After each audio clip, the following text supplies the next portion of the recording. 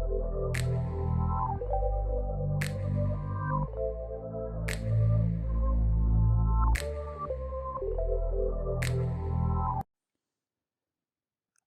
वालेकुम स्टूडेंट्स। आज का हमारा टॉपिक है इनपुट डिवाइस और हम इनपुट डिवाइस कीबोर्ड को देखेंगे आज। सबसे पहले हम देखते हैं कि हमारे पास इनपुट क्या होती है। इनपुट की जो सिंपल डेफिनेशन की जाती है वो है कि anything given to the computer is called input. अब एनीथिंग का मतलब क्या है? एनीथिंग का मतलब है कि वो जो चीज़ें हम कंप्यूटर को देते हैं वो या तो डाटा हो सकता है या इंस्ट्रक्शंस हो सकती हैं। अगर हम बात करें डाटा की, तो डाटा का मतलब है कि वो वेरिएबल्स हो सकते हैं, कांस्टेंट हो सकते हैं या एक्सप्रेशंस हो सकते हैं। और अगर हम इंस्ट्रक्शंस की बात करें तो इंस्ट्रक्शन का मतलब कि वो ऑपरेशंस जो उस डाटा पे परफॉर्म करने हैं। अगर हम एक एग्जांपल से अंडरस्टैंड करें तो यहाँ पे आपको एक एग्जांपल नज़र आ रही है 2+4। यहाँ पे हमारे पास 2 और 4 जो है वो एक डाटा है और प्लस एक ऑपरेशन है या एक इंस्ट्रक्शन है जो ये बता रही है कि इस डाटा के साथ कौन सा ऑपरेशन परफॉर्म करना है। अब ये इनपुट किस तरह से कंप्यूटर की दी जाएगी, ये डाटा और इंस्ट्रक्शंस किस तरह से कंप्यूटर तक पहुँचेंगे, जाहिर सी बात है उसके लिए हमें किसी न किसी डिवाइस की ज़रूरत पड़ेगी। मिसाल के तौर पे आप कीबोर्ड की मदद से कोई करैक्टर टाइप करेंगे तो वो कंप्यूटर को इनपुट होगी, या आप माउस की मदद से किसी आइटम को सिलेक्ट करेंगे क्लिक करके तो वो इनपुट होगी, या आप माइक्रोफोन की मदद से कंप्यूटर को इनपुट दे सकते हैं, या इसी तरह से आप डिजिटल कैमरा से कोई पिक बनाते हैं, इमेज बनाते हैं और वो इमेज फिर कंप्यूटर में ट्रांसफ़र करते हैं तो वो इनपुट है कंप्यूटर को।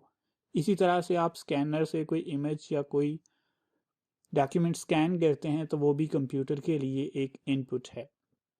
अब ये तमाम इनपुट जो है वो जाहिर सी बात है इसमें कोई ना कोई हमारे पास डिवाइस यूज़ हो रहा है, जिस तरह के कीबोर्ड है, माउस है, माइक्रोफोन है, डिजिटल कैमरा है या स्कैनर है। तो ये तमाम डिवाइसेस हमारे पास इनपुट डिवाइसेस कहलाते हैं।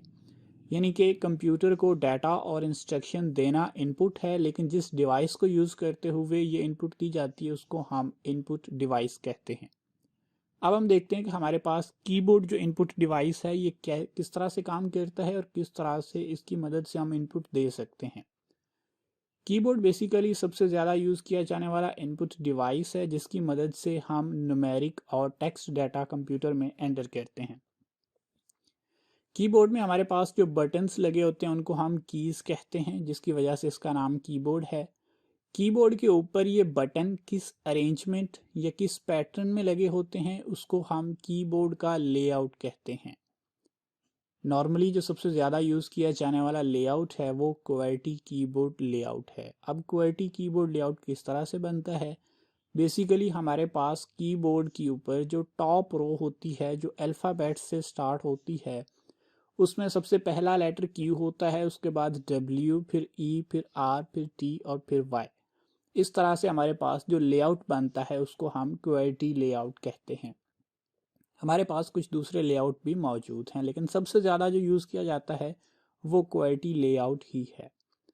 एक स्टैंडर्ड कीबोर्ड पे हमारे पास 100 से ज़्यादा कीज़ होती हैं, लेकिन कोई स्पेसिफिक नहीं है, ये डिफरेंट होती हैं, कीबोर्ड टू कीबोर्ड वेरी करता है।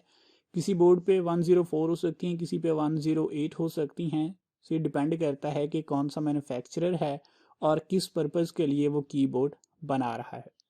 कीबोर्ड के ऊपर हमारे पास जो बटन्स होते हैं या कीज़ होती हैं उनमें हमारे पास अल्फ़ाबेट्स होते हैं, नंबर्स होते हैं, स्पेशल कैरेक्टर्स होते हैं और कुछ फंक्शन कीज़ होती हैं। कीबोर्ड को सिस्टम यूनिट के साथ यूएसबी पोर्ट या किसी दूसरी सीरियल पोर्ट की मदद से कनेक्ट किया जाता है। पोर्ट्स क्या हैं वो हम पहले डिस्कस कर चुके हैं। अगर हम बात करें पार्ट्स ऑफ कीबोर्ड की, तो कीबोर्ड्स के हमारे पास 4 मेन पार्ट्स होते हैं, जिनमें सबसे पहला हमारे पास फंक्शन कीज़ का है, उसके बाद मेन कीबोर्ड है, फिर न्यूमेरिक कीज़ हैं और आखिर में हमारे पास कुछ एडिशनल या एक्स्ट्रा कीज़ होती हैं। अब फंक्शन कीज़ क्या होती हैं? फंक्शन कीज़ हमारे पास किसी भी कीबोर्ड पर सबसे पहली रो के अंदर फंक्शन कीज़ होती हैं। ये F1 से लेकर F12 तक होती हैं, यानी कि ये टोटल 12 फंक्शन कीज़ होती हैं जो कि डिफरेंट फंक्शंस परफॉर्म करती हैं। अब ये कौन सा फंक्शन परफॉर्म करती हैं ये कोई स्पेसिफिक नहीं होता, ये सॉफ्टवेयर टू सॉफ्टवेयर वेरी करता है। मिसाल के तौर पे F1 की जो की है वो मोस्टली सॉफ्टवेयर्स के अंदर हेल्प के लिए यूज़ की जाती है, यानी कि अगर आप किसी सॉफ्टवेयर को यूज़ कर रहे हैं और उसके किसी फंक्शन का आपको नहीं पता कि वो किस तरह से काम करता है, या आप उसके बारे में कुछ जानना चाहते हैं, तो आप सिंपली F1 का बटन प्रेस करें, उससे उसका हेल्प सेक्शन ओपन हो जाएगा। वहाँ पे आप उसके बारे में जो भी जानना चाहते हैं वो सर्च करें, तो उससे रिलेटेड जो भी डॉक्यूमेंट होगा वो आपको मिल जाएगा। इसी तरह से हमारे पास F2 विंडो के अंदर किसी भी फोल्डर को रीनेम करने के लिए यूज़ होती है, यानी कि आप किसी फोल्डर को सिलेक्ट करें, उसके बाद आप F2 का बटन प्रेस करें तो आप उसको रीनेम कर सकते हैं। इसी तरह से F5 रिफ़्रेश के लिए हम यूज़ करते हैं। ब्राउज़र को रिफ़्रेश करना हो तो हम F5 का बटन प्रेस करें तो उससे ब्राउज़र रिफ़्रेश हो जाता है। इसी तरह से हमारे पास ये तमाम फंक्शन कीज़ जो हैं वो डिफरेंट सॉफ्टवेयर्स के अंदर डिफरेंट फंक्शंस परफॉर्म करती हैं, लेकिन कोई स्पेसिफिक नहीं है इनका, ये सॉफ्टवेयर टू सॉफ्टवेयर वेरी करता है। उसके बाद हमारे पास मेन कीबोर्ड है। मेन कीबोर्ड के अंदर हमारे पास तमाम वो बटन्स या वो कीज़ होती हैं जो मोस्टली यूज़ होती हैं, और मेन कीबोर्ड हमारे पास जस्ट लाइक टाइपराइटर की तरह ही होता है। इसके अंदर हमारे पास तमाम करैक्टर कीज़ हैं, न्यूमेरिक कीज़ हैं और कुछ स्पेशल कमांड कीज़ हैं, जिसमें हमारे पास tab, caps lock, shift, control, alt, backspace, enter वगैरह शामिल हैं। इसी तरह से हमारे पास न्यूमेरिक कीज़ हैं। ये न्यूमेरिक कीज़ मुख्तलिफ अरिथमेटिक ऑपरेशंस को परफॉर्म करने के लिए हम यूज़ करते हैं। ये नम लॉक का बटन अगर प्रेस किया हो और यहाँ पे ये नम लॉक की लाइट ऑन हो तभी हम न्यूमेरिक कीज़ को यूज़ कर सकते हैं। अगर ये लाइट ऑफ है तो हम इस न्यूमेरिक कीज़ को यूज़ नहीं कर सकते यहाँ से। इसी तरह से हमारे पास कुछ दूसरे बटन्स हैं, जैसे कि यहाँ पे ये कर्सर कंट्रोल कीज़ हैं। कर्सर क्या होता है? स्क्रीन पे जो पॉइंटर होता है उसको हम कर्सर कहते हैं। फॉर एग्जांपल वर्ड के अंदर जब आपको एक लाइन ब्लिंक करती हुई नज़र आती है जहाँ पे आप करैक्टर को टाइप करते हैं, तो वो एक कर्सर है। आप इनकी मदद से कर्सर को कंट्रोल कर सकते हैं। फॉर एग्जांपल अगर आप किसी लाइन के एंड पे हैं तो आप होम का बटन प्रेस करेंगे तो आप उस लाइन के स्टार्ट पे आ जाएंगे, और अगर आप स्टार्ट पे हैं तो आप एंड का बटन प्रेस करेंगे तो आप उस लाइन के एंड पर चले जाएंगे। इसी तरह से पेज अप और पेज डाउन की मदद से हम पेज को स्क्रॉल कर सकते हैं ऊपर और नीचे। डिलीट की बटन की मदद से हम किसी भी सिलेक्टेड आइटम को डिलीट कर सकते हैं, और इंसर्ट का बटन तब यूज़ होता है जब हमने किसी लाइन की जगह पे, किसी लाइन के दरमियान में किसी टेक्स्ट को इंसर्ट करना हो। इसी तरह से हमारे पास एरो कीज़ हैं। एरो कीज़ भी हमारे पास स्क्रीन के ऊपर पॉइंटर को कंट्रोल करने के लिए यूज़ की जाती हैं, कि हमारे पास जो पॉइंटर है, अगर माउस हमारे पास नहीं है या माउस काम नहीं कर रहा और हम सिंपली कीबोर्ड की मदद से स्क्रीन पे जो पॉइंटर है, जो तीर का निशान है, उसको हम कंट्रोल करना चाहते हैं तो हम एरो कीज़ की मदद से कंट्रोल कर सकते हैं, या पैन करने के लिए इनको यूज़ किया जाता है। इसी तरह हमारे पास टैब की है। टैब की बेसिकली यूज़ होती है किसी भी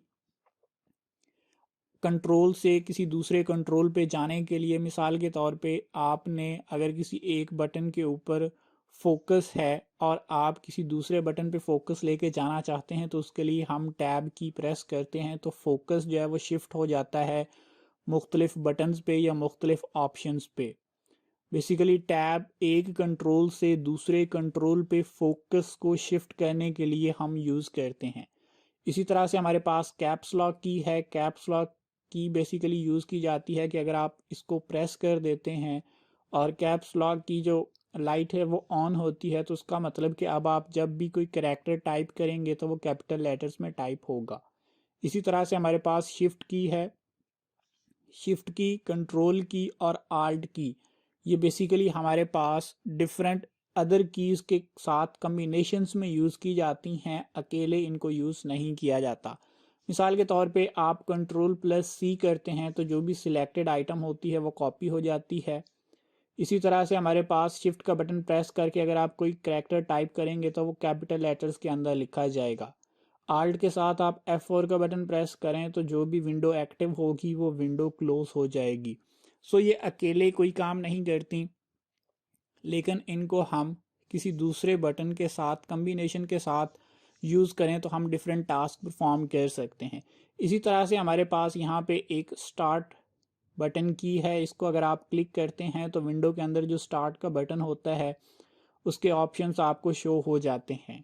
इसी के साथ हमारे पास यहाँ पे एक प्रॉपर्टीज़ की है, अगर आप इसको क्लिक करते हैं तो आप किसी भी बटन पर या किसी भी आइटम के ऊपर जब माउस से राइट क्लिक करते हैं तो उसकी जो प्रॉपर्टीज़ शो होती हैं ये बेसिकली उसी तरह से आपको प्रॉपर्टीज़ शो कर देगी। यानी कि आप किसी आइटम को सिलेक्ट करें, उसके बाद आप इस बटन को प्रेस करेंगे तो ये ऐसे ही काम करेगा जैसे आपने माउस से राइट क्लिक प्रेस किया है और ये आपको उसकी प्रॉपर्टीज़ शो कर देगा। इसी के साथ अगर हम यहाँ पर देखें तो हमारे पास प्रिंट स्क्रीन की है। प्रिंट स्क्रीन की को अगर आप प्रेस करते हैं तो जो भी स्क्रीन के ऊपर नज़र आ रहा होगा डाटा वो सारा प्रिंट हो जाएगा, लेकिन वो आपको नज़र नहीं आएगा क्योंकि वो प्रिंट स्क्रीन करने से बेसिकली वो स्क्रीन कैप्चर होती है, उसको आपने कहीं ना कहीं जाके पेस्ट करना होता है तभी वो आपको नज़र आती है। सो प्रिंट स्क्रीन का बटन प्रेस करने से आपकी स्क्रीन का शॉट कैप्चर हो जाएगा। उसके बाद आपने किसी न किसी फाइल के अंदर जाके उसको कंट्रोल वी यानी कि पेस्ट करना है तभी वो आपको शो होगा। इसके लिए सिंपली आप माइक्रोसॉफ्ट पेंट ओपन करके उसमें अगर कंट्रोल वी करते हैं तो वहाँ पे वो स्क्रीन शॉट पेस्ट हो जाएगा और आप उसको सेव कर सकते हैं उसके बाद। इसी तरह से हमारे पास यहाँ पर स्क्रॉल लॉक का ऑप्शन दिया गया है। स्क्रॉल लॉक का ऑप्शन बेसिकली हम तब यूज़ करते हैं जब हम नहीं चाहते कि हम पेज को स्क्रॉल करें गलती से या किसी भी वजह से पेज को हम स्क्रॉल जो है वो ना कर सकें। हम कोई टेक्स्ट पढ़ रहे हैं या कोई पोस्ट पढ़ रहे हैं और हम नहीं चाहते कि कोई स्क्रॉल करे या हमसे गलती से स्क्रॉल हो जाए तो उसके लिए हम स्क्रॉल लॉक का बटन प्रेस कर सकते हैं जिससे हमारे पास स्क्रॉल का ऑप्शन जो है वो लॉक हो जाता है। उसके बाद हमारे पास एंटर का बटन है। एंटर का बटन बेसिकली किसी भी नेक्स्ट लाइन के लिए यूज़ किया जाता है कि अगर फॉर एग्जांपल आप एक लाइन लिख रहे हैं और उसके बाद आप नेक्स्ट का बटन प्रेस करते हैं यानी एंटर का बटन प्रेस करते हैं तो एंटर का बटन क्या करेगा, आपको नेक्स्ट लाइन पर शिफ्ट कर देगा कंट्रोल को।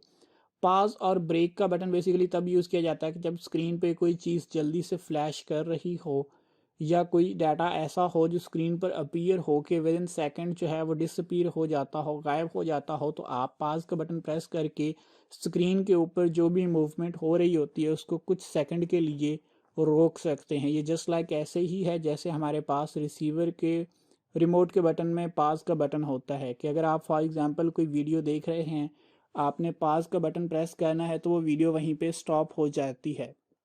तो पास का बटन बेसिकली इसी तरह से यूज़ किया जा सकता है। ये हमारे पास कीबोर्ड के डिफरेंट फंक्शंस हैं जिनके लिए हम कीबोर्ड को यूज़ करते हैं और कीबोर्ड जो है वो सबसे ज़्यादा यूज़ किया जाता है। होप सो कि आपको इसके तमाम बटन्स की या तमाम कीज़ के वर्किंग की अंडरस्टैंडिंग हुई होगी। अगर कोई क्वेश्चन है तो आप लोग पूछ सकते हैं।